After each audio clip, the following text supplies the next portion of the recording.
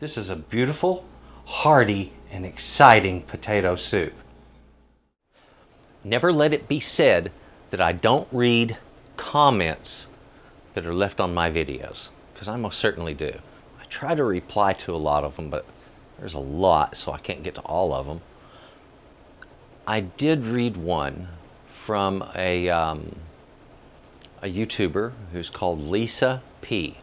Lisa, you commented on my video for how to stock a pantry. You commented, potato flake soup sounds interesting, based upon my comment of making a soup out of potato flakes if you need to, if there's no fresh potatoes available, if you have that item stocked as a dry ingredient. So because you thought that was interesting, I decided, and since I've done it before, I decided, guess what? We're gonna do a potato flake potato soup. This is a wonderful creamy potato soup.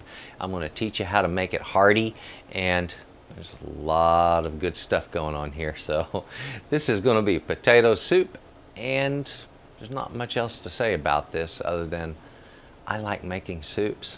I'm really good at making soups. So let me show you a recipe that I've had around for years. Come on. We have a lot of really cool ingredients today. This starts with the potatoes, and today it's potato flakes. We've got potato flakes here and water to take care of hydrating that. Now the potato flakes, we're just going to set that aside while we're busy cooking up some other stuff, and that's going to be the carrot, onion, and garlic. And also I might put my spices in that. We're going to get it all cooked up in some broth, and you've got your choice between chicken broth or vegetable broth. You go your way on this. Now cream right back here, that's heavy cream, folks, what some people call whipping cream. Over here, that is sharp cheddar cheese. I've got some ham also, onion, carrots, garlic, and to season it all up, we're using white pepper and mustard, and it's going to bring out some fantastic flavor. Ladies and gentlemen, let's get busy cooking up, oh, delicious soup. This one's memorable. I'm going to be getting my vegetables all prepped out, and a couple of suggestions. I'm going to be shredding my carrots, thus that. I'm just going to crush the cloves of garlic and give them a couple of chops and throw those in. And then the onion, I'm going to go ahead and just dice that out. Very simple. I recommend you do the same thing, and then we get on to cooking these items in that broth. To begin making this, I need to start by getting my water in my pot and getting it up and boiling. As soon as it boils, I'll stir in the potato flakes for only a moment, just until everything is hydrated, then cover it, set it aside, and it's perfectly fine. After that, we move right on to this. And in fact, while I'm waiting for this to boil, I'm going to go ahead and get this started also.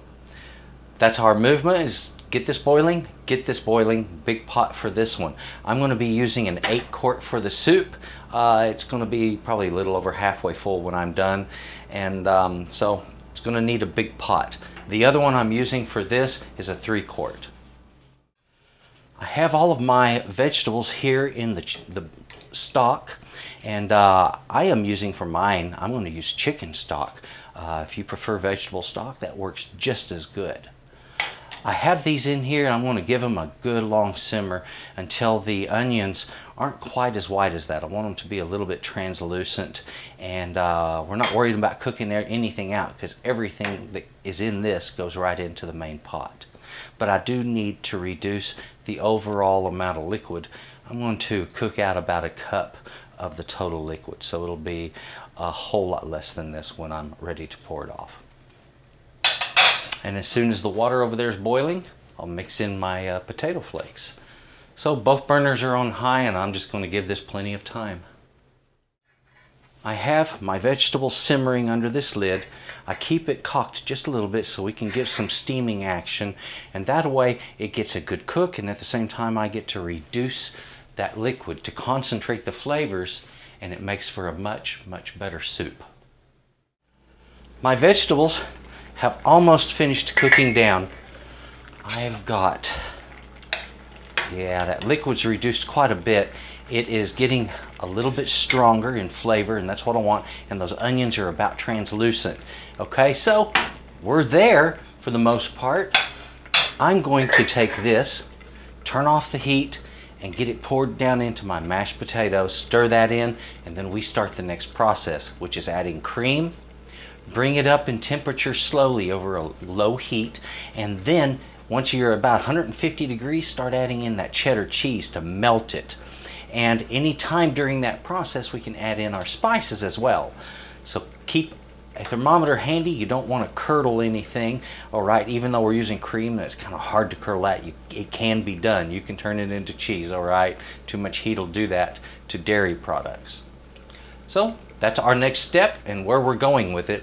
Something I wanted to mention, in addition to the ham and all other items that we already have in this pot, there's other vegetables you can add to this.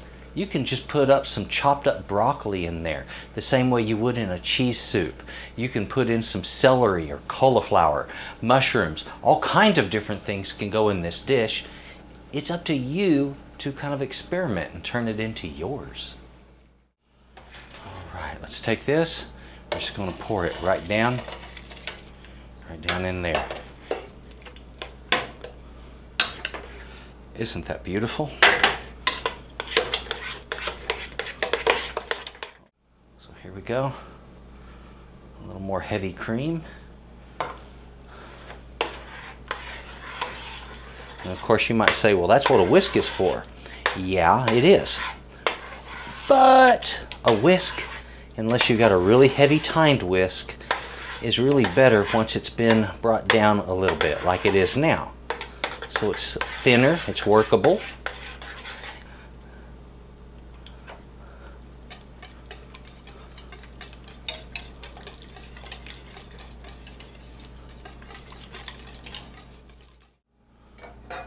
Okay. Now I let this sit for just a little bit. I generally give it about 15 to 20 minutes after the make. If I'm using ham, that is. And that is because that ham, it releases a lot of salt, folks. Don't underestimate that. We have a beautiful soup here, absolutely gorgeous. And so I'm looking forward to enjoying this. It's very hearty, look at that. And it's the kind of thing that's just, it's worth your time. Something I do want to mention, food safety, make sure you check temperature on that. It needs to be 165 to serve it, okay? And that is safe food consumption temperature, all right? Make sure you do that. Make sure you have a good safe soup. Don't overheat it, don't boil it because it'll curdle, and enjoy this delicious treat. It's inexpensive, easy to make, and worth your time. The quantity of our ingredients that we use today starts with the potatoes, and that's 3 cups of potato flakes, 4 cups of water to hydrate that, 3 cups of broth that we're going to cook up, 1 medium onion, 2 medium carrots, a couple of cloves of broth. To all of those goodies, we're going to be adding in some cream, and that was 2 cups of heavy cream, or what they call whipping cream. I have 8 ounces of sharp cheddar cheese shredded, and a cup to a cup and a half of diced any kind of meat you prefer. I used pork today. I was debating pork or roast beef that I had left over. Either would have worked great for this. That is this recipe. I hope you enjoy yours. Let's take a look at the soup all finished up. I've got this beautiful soup. I've really been looking forward to this. This is, believe it or not, one of my favorite soups. I absolutely love this stuff. It's totally nutritious as all get out. It's delicious as can be, and it's good for you all the way around. It's good for the budget also. This one is inexpensive to make, and if you've got a well-stocked pantry, it's going to be not a problem for you. There we have it.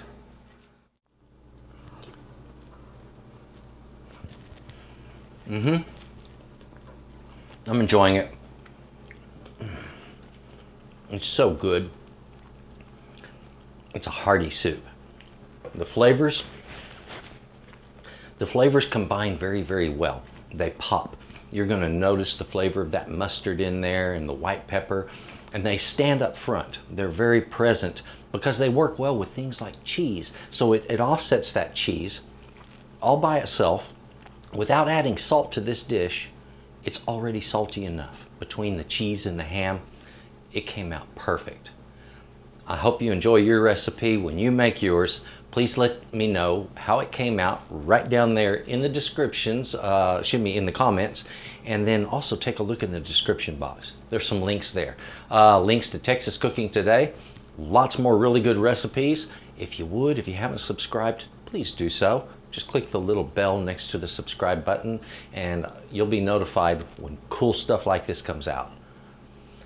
Thank you for watching, and folks, please have a good day.